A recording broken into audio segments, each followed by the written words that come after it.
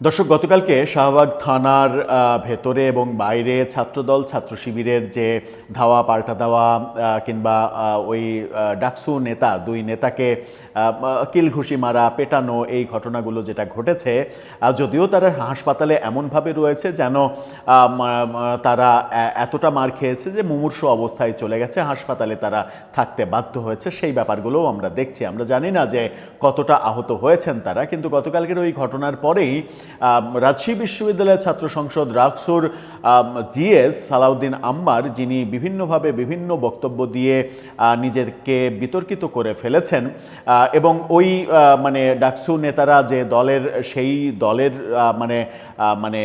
B team হিসেবে তাকে অনেকে ট্রিট করে, বলার চেষ্টা করে, ওই আদর্শের একই আদর্শ পালন করেন বলে অনেকে মনে করেন। সেই সালাউদ্দিন আম্মার তিনি ফেসবুকে ছাত্রদল ওই ঘটনার শাহবাগের ঘটনার একটা ভিডিও শেয়ার করে ছাত্রদলকে যেভাবে গালাগালি এবং শুয়োরের বাচ্চা উপাধি দেওয়া, এই ব্যাপারগুলো যেটা করেছেন সেটাতে বেজায় খেপেছে এবার ছাত্রদল।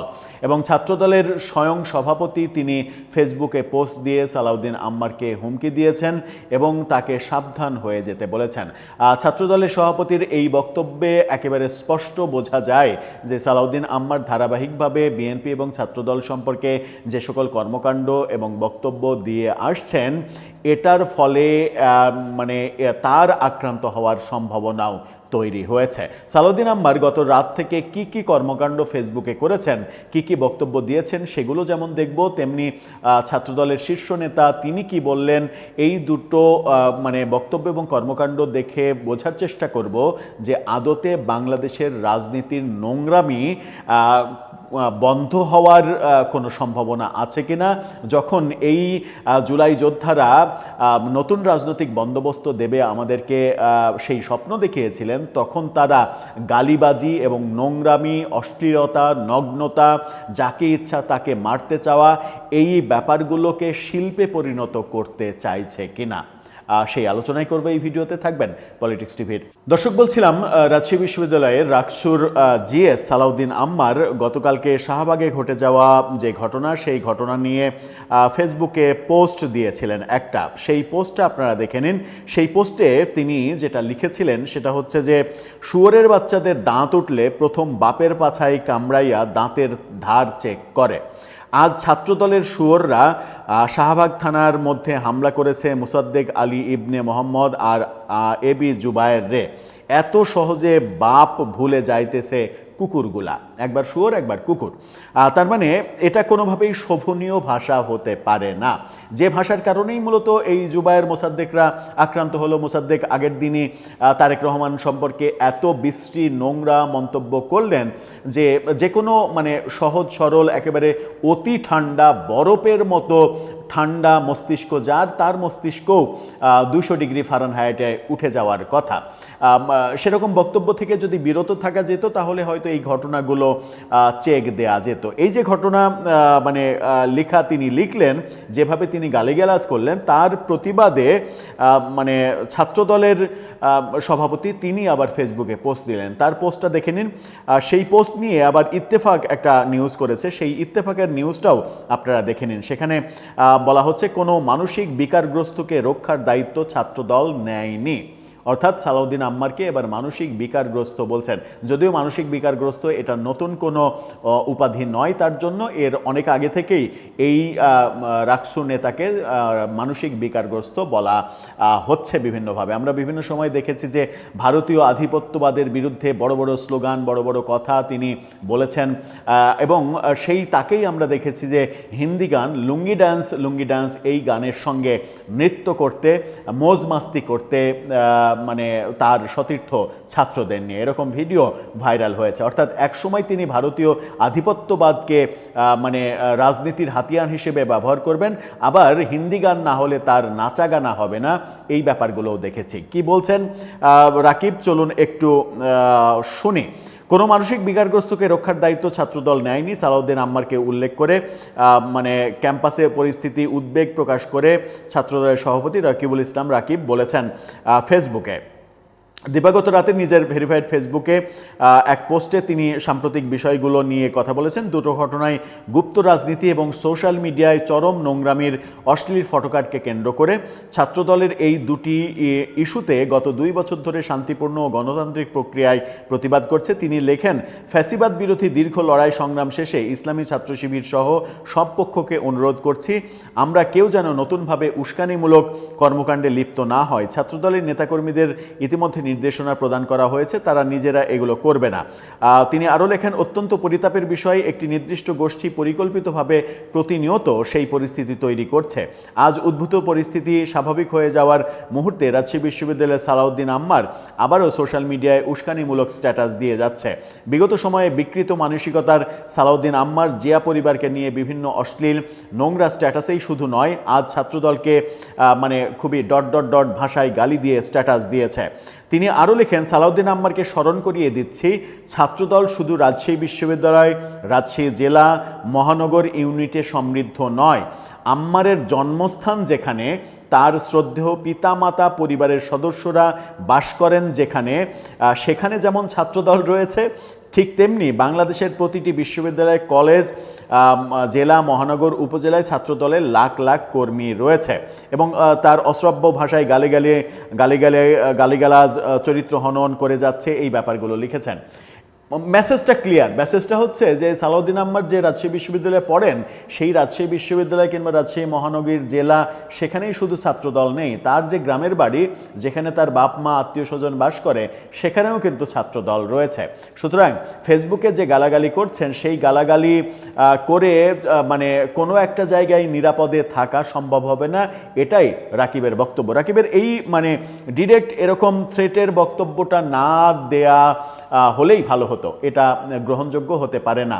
তারপরেও সালাউদ্দিন আম্মার যে ভাষায় মানে আক্রমণ করেছেন, সেই ভাষার পরিপ্রেক্ষিতে এরকম বক্তব্য যে আসবে, আমরা কিন্তু গত রাত থেকে অনুমান করছিলাম, এবং সেটাই হলো।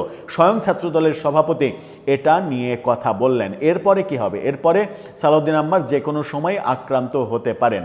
তাতে করে মূল দোষটা কার উপরে পড়বে? মানে যারা আক্রমণ করলো তাদের উপরে, নাকি আক্রমণের ক্ষেত্রটা যিনি তৈরি করে দিলেন তার উপরে? এই বিতর্কের মাঝেই কিন্তু আমাদের রাজনীতি চলছে। মানে কে বেশি দোষী, কে কম দোষী, এরকম হিসাব নিকাশ করতেই হয়তো আমাদের কয়েক যুগ পার হতে হবে।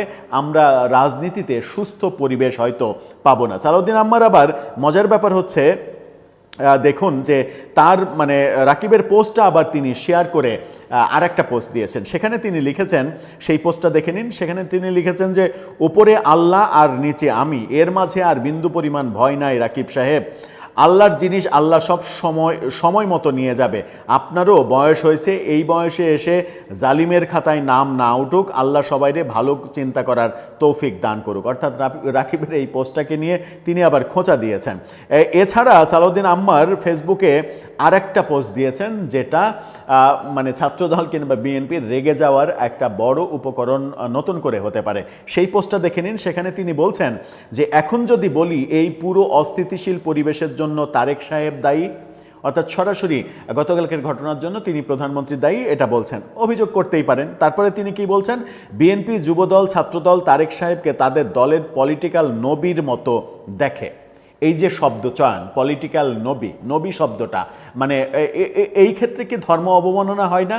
মানে ধর্ম অবমাননার মানে বিভিন্ন ক্ষেত্রে এদের যারা সমর্থক গোষ্ঠী, তৌহিদি জনতা মিছিল করে যখন বিভিন্ন মাজারে আক্রমণ চালায়, মাজার ভাঙে, পীরকে আক্রমণ করে, তখন ধর্ম অবমাননা হয়। কিন্তু এরা এই মানে তারেক রহমানকে ব্যঙ্গ করে নবীর সঙ্গে তুলনা করা, এই সময় ধর্ম অবমাননা হয় না। তিনি আরও বলছেন যে পলিটিক্যাল নবীর মতো দেখে। তার মুখের একটি কথা সারা দেশের সমর্থকদের কাছে বেদবাক্যের মতো। নির্বাচনী প্রচারণার সময় তারেক সাহেব এই গুপ্ত বিষয়টি তার মুখ দিয়ে বের করে জামাত শিবির বিরোধী বিদ্বেষের জন্ম দিয়েছেন। হাসিনার মুখে রাজাকার শব্দটি তার পতন ডেকে এনেছে। তারেক সাহেব আপনার গুপ্ত শব্দটিও সারা দেশে সহিংসতার জন্ম দিচ্ছে। এই শব্দটাই আপনার পতনের কারণ হতে পারে।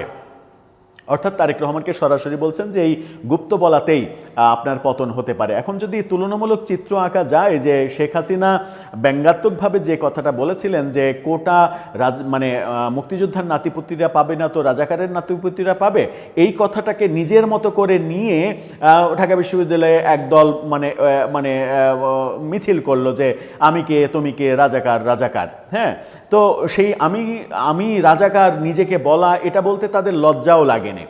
মানে সেই সময় তার মানে শেখ হাসিনা ঠিক জায়গা মতো মানে খোঁচাটা দিয়েছিলেন বলে একটা উত্তেজনাকর পরিস্থিতি তৈরি হয়েছিল। তারেক রহমানের ব্যাপারেও কি সেটা যে গুপ্ত, তিনি ঠিক জায়গা মতো খোঁচাটা দিয়েছেন, এই কারণেই যারা প্রকৃত অর্থে গুপ্ত তারা অনেক বেশি ক্ষেপে যাচ্ছে। কি এই যে গুপ্ত বলা, এই গুপ্ত বলাতে যদি কেউ গুপ্ত না হয়ে থাকে তাহলে তার ক্ষেপে যাওয়ার কারণ কি? কিংবা সালাউদ্দিন আম্মারির বা ক্ষেপে যাওয়ার কারণ কি? ক্ষেপার তো কোনো কারণ নেই। তার মানে কি তারা মানে নিজেদেরকে গুপ্ত মনে করছেন? তারা কি গুপ্ত ছিলেন? মানে আওয়ামী লীগের আমলে, ছাত্রলীগের আমলে তারা কি ছাত্রলীগের মধ্যে একেবারে মিলেমিশে একাকার ছিলেন? হঠাৎ করে ওই বিপ্লবের সময় প্রকাশ্যে এসেছিলেন, কিংবা বিপ্লব পরবর্তী বিপ্লব সফল হওয়ার পরে অনেককে আমরা প্রকাশ্যে আসতে দেখেছি, যাদেরকে আমরা একসময় যাদের অনেককেই আমরা একসময় ছাত্রলীগের রাজনীতি করতে দেখেছি, মিছিল মিটিং করতে দেখেছি। তাদের কি একটু বেশি লাগছে এই গুপ্ত শব্দটা বলাতে? এত আলোচনা করে আদতে লাভ নেই। রাজনীতি যে পথে যাচ্ছে, মানে আপনি আপনার মুখের লাগাম টেনে ধরবেন। এর আগেও আমরা দেখেছি যে সালাউদ্দিন আম্মার মানে ক্যাম্পাসে যখন ইউনূস সরকার, তখন তো যা ইচ্ছা তাই করেছেন, বিএনপির বিভিন্ন ব্যানার ট্যানার ছিঁড়ে একাকার করেছেন, তখন ছাত্রদল তাকে কিছু বলেনি। এখন যখন ছাত্রদল মানে বিএনপি যখন ক্ষমতায়, তখন দলের সভাপতি তিনি স্পষ্ট বলছেন যে ছাত্রদল শুধু রাজশাহী বিশ্ববিদ্যালয়ে নাই, তোমার যেখানে বাপমা বাস করে সেখানেও আছে। যে এটা একেবারে স্পষ্ট ইঙ্গিত যে মানে তাকে টার্গেট করা হতে পারে। এটা কি কোনো শুভ লক্ষণ? এটা যেমন রাকিবের এই কথাটা বলাও প্রত্যাশিত নয়। এই কথাটা না বললে তিনি অনেক বেশি উদারতার পরিচয় দিতে পারতেন, এটা গ্রহণযোগ্য কথা হতে পারে না। এটা যেমন ঠিক, তেমনি তাকে এই কথাটা বলতে যিনি উস্কানি দিলেন, যিনি উস্কানি দিয়ে তাকে কিংবা তাদেরকে খেপিয়ে তুললেন, তারাও কি এই মানে অপরাধ থেকে নিজেকে দায়মুক্ত করতে পারেন কিংবা দায় মুক্তি লাভ করতে পারেন, মানে দায়মুক্ত ভাবতে পারেন? প্রশ্নটা সেখানে। কি হচ্ছে আদতে? আমাদেরকে নতুন রাজনৈতিক বন্দোবস্ত দেওয়ার অঙ্গীকার করা হয়েছিল, এটাই কি নতুন রাজনৈতিক বন্দোবস্ত? যদি এটাই নতুন রাজনৈতিক বন্দোবস্ত হয়ে থাকে, তাহলে মানে জনগণ বলতে বাধ্য হবে পুরনো বন্দোবস্তটাই ভালো ছিল। সেটাই কি জনগণ বলুক, এটা আপনারা চান? দর্শক, আপনার কাছেও সেই প্রশ্ন। আপনার মতামত জানিয়ে লিখতে পারেন আমাদের কমেন্ট।